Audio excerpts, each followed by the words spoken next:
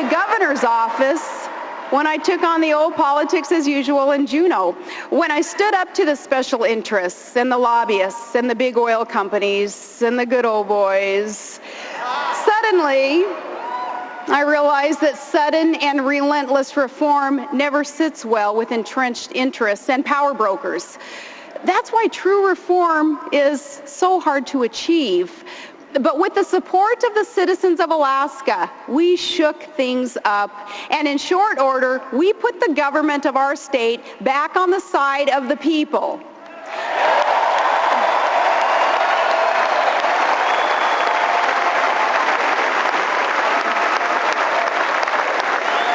I came to office promising major ethics reform to end the culture of self-dealing. And today that ethics reform is the law.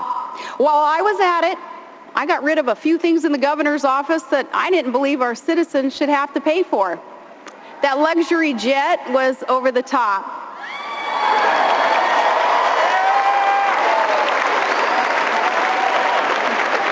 I put it on eBay.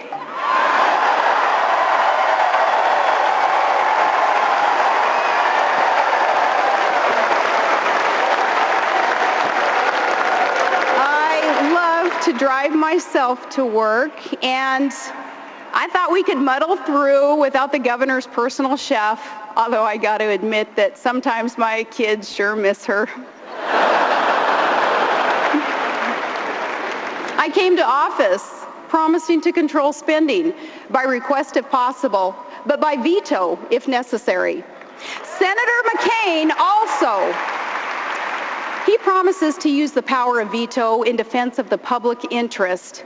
And as a chief executive, I can assure you it works.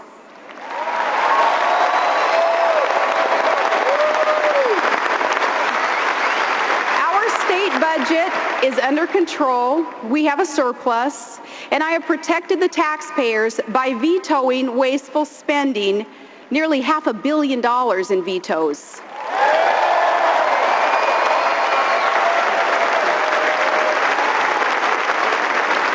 We suspended the state fuel tax and championed reform to end the abuses of earmarked spending by Congress. I told the Congress, thanks but no thanks on that bridge to nowhere. If our state wanted to build a bridge, we were going to build it ourselves. When oil and gas prices went up dramatically and filled up the state treasury, I sent a large share of that revenue back where it belonged, directly to the people of Alaska.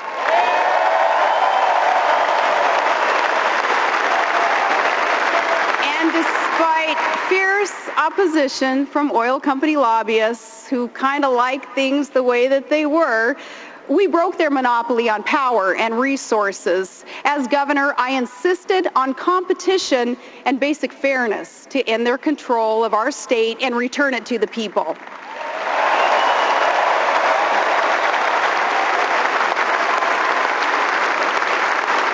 I fought to bring about the largest private sector infrastructure project in North American history.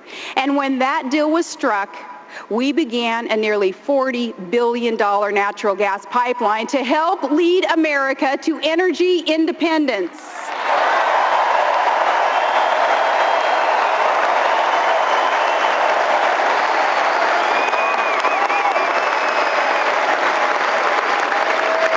That pipeline, when the last section is laid and its valves are open, will lead America one step farther away from dependence on dangerous foreign powers that do not have our interests at heart.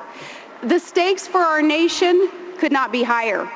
When a hurricane strikes in the Gulf of Mexico, this country should not be so dependent on imported oil that we're forced to draw from our strategic petroleum reserve. And families cannot throw more and more of their paychecks on gas and heating oil. With Russia wanting to control a vital pipeline in the Caucasus and to divide and intimidate our European allies by using energy as a weapon, we cannot leave ourselves at the mercy of foreign suppliers.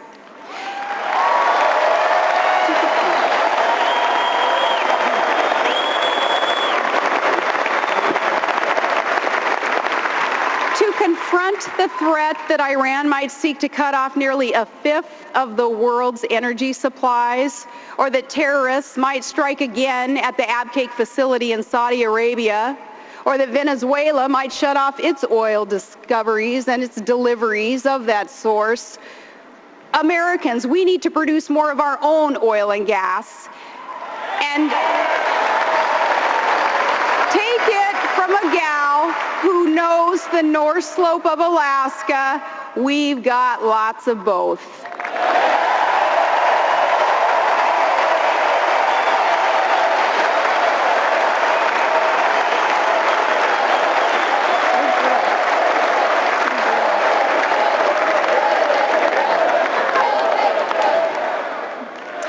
Opponents say again and again that drilling will not solve all of America's energy problems, as if we didn't know that already. But the fact that drilling, though, won't solve every problem is no excuse to do nothing at all.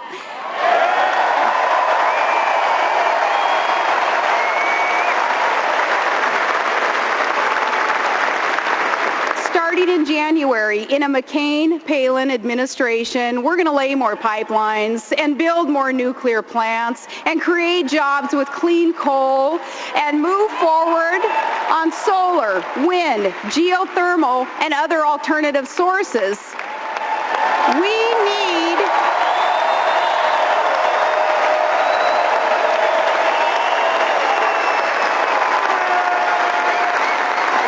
American sources of resources. We need American energy brought to you by American ingenuity and produced by American workers.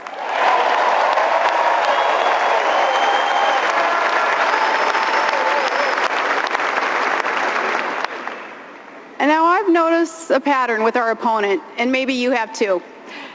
We've all heard his dramatic speeches before devoted followers, and there is much to like and admire about our opponents. But listening to him speak, it's easy to forget that this is a man who has authored 2 memoirs, but not a single major law or even a reform, not even in the state Senate.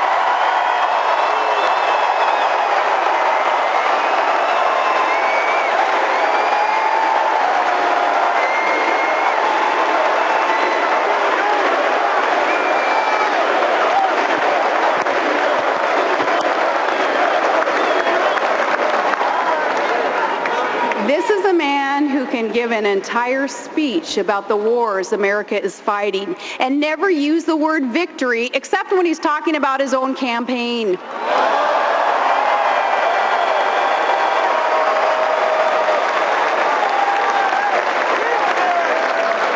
But when the cloud of rhetoric has passed, when the roar of the crowd fades away, when the stadium lights go out, and those styrofoam Greek columns are hauled back to some studio lot,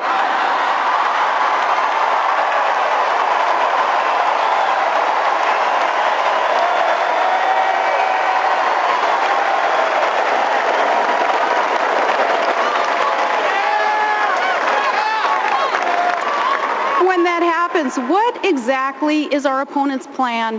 What does he actually seek to accomplish after he's done turning back the waters and healing the planet? The